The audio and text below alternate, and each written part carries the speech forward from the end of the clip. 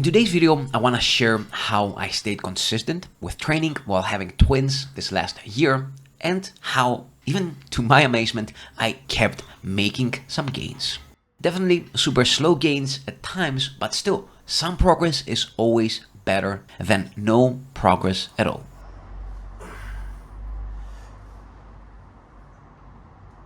Lastly, I want to highlight the biggest benefit of all, which is how staying in the game is always easier than quitting and having to restart all over again, especially when, other than yourself, you now have a family to take care of as well. That being said, here are 4 strategies that I practiced during these months that not only kept me in the game, but also helped me stay both physically and mentally strong. For starters, I want to say that this was definitely harder than I thought it would be. But at the same time, it's never felt more valuable. Still, there were plenty of unexpected curved balls, which was what made things a lot more harder, like how we suddenly were expecting double the kids we were aiming for, like my wife's challenging pregnancy as we kept going in and out of the hospital, especially during the last trimester, including surgical procedures to prolong the twins' stay in the womb, like how despite all our efforts, the twins were born prematurely at 31 weeks, weighing just 1.5 and 1.3 kilos, and how they had to spend the next 2 months incubated in the ICU. Of course, difficulties didn't stop there, since we had a lot of other problems the moment the twins came home, as it is common with premature babies trying to adapt to a normal life out of an incubator. And yet, despite all the stress, which was a lot, and maintaining a full job that takes more than 50 hours a week, during this whole time I kept on training. Honestly, aside 10 intentional days I took off when the twins finally came home in order to soak in the whole experience, I think that I haven't probably missed a single session this whole last year. Not because I am obsessed with fitness, but because I know that when things are hard, you need to put that oxygen mask first. As we always tell the dads that we coach, you can't take care of your family when you're in ruins yourself. Recent research has showed that exercise is 1.5 times more effective than therapy and antidepressants, and definitely having some hard low points, especially during these last 6 months. I know my mindset wouldn't have been as strong if I didn't stick to my morning training routine. Because when stress piles up, even a simple morning session of a few pull-ups will always help you a lot more than sitting and forcing yourself to overthink your way out of a negative state. Trying to think yourself out of a bad mood is like trying to lift yourself out of quicksand by pulling your own hair. The harder you try, the deeper you sink. Instead, in order to change your psychology, you need to change your physiology first. So, if parenting stress or mental health struggles overwhelm you, take care of your body first. It's your foundation, and nothing else has the potential to reset your chemistry, boost your confidence, and keep you positive in the long run. Even if this means that you lose a little bit of sleep in the morning, my experience has showed me that most times you make up for it with more restorative sleep the following night, even if the total hours stay the same, since a physically tired body is a less mentally stressed body, and a less mentally stressed body is capable of deeper and therefore higher quality sleep.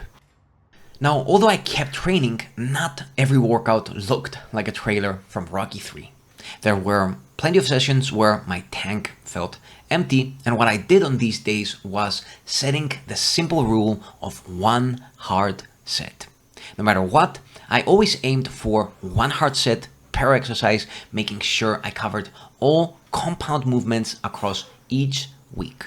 This meant a vertical pull and push, a horizontal pull and push, a hinge, and a knee dominant exercise, which for most people I would recommend some kind of a squat, but in my case I'm currently sticking to resistance sprints since these are friendlier to my prosthesis, plus they're a smart way to combine both cardio and lower body explosive strength. Something I'll definitely need once the twins start growing up. Now, some of you might think, is one set even worth it? Well, not only is it worth it, but research shows that the first set of any exercise gives you close to 70% of total muscle building stimulus compared to what you'd get from a full session, with every set after that first one delivering diminishing returns. So if you warm up well, which you should always do, of course, but even more so when you're training stressed or sleep deprived, since injury risk is higher in this situation, getting one hard set can do wonders. Not to mention how keeping this in mind makes it easier for you to find the motivation to push through those hard days when your tank is feeling empty. Over time, these mini sessions add up, and if you're also keeping track of your reps and weight, and you challenge yourself to do just a tiny bit more from week to week, you can actually see some relatively consistent gains. Creatine used to be thought as a supplement that just enhances physical performance, but nowadays we are learning that it can do a lot more than that. More and more research lately has been showing how it can improve brain health and performance, physical and cognitive, in sleep-deprived and high-stress states, making it, therefore, in my opinion, the best supplement for any dad. Not to mention how, after thousands of studies, there doesn't seem to be any downside, making it this way also one of the safest supplements you can take. Now, the standard dose used to be 5 grams per day, but if you want to reap both mental and physical benefits, higher dosages seem to work better, which is why I recommend about 10 grams per day, plus or minus 3.5 grams, depending on your weight. Lastly, getting a 20-minute power nap on challenging days can feel like hitting the reset button, both for your brain and body. What I want to say here is that power napping takes some practice if you're new to it, since you need to figure out your sweet spot and practice them consistently in order to, again, get used to them and get the most out of them. In a nutshell, what I found for me personally is that if I'm about 1 to 2 hours sleep deprived, 15 to 20 minutes will do. And after that, for every extra hour over that, adding 5 extra minutes does the trick. For example, if I am 3 hours short on sleep, 25 about minutes, will typically do the trick. Just keep in mind that going beyond 30 minutes can make waking up a lot groggier and therefore challenging. Although, once again, I think that is also a matter of practice.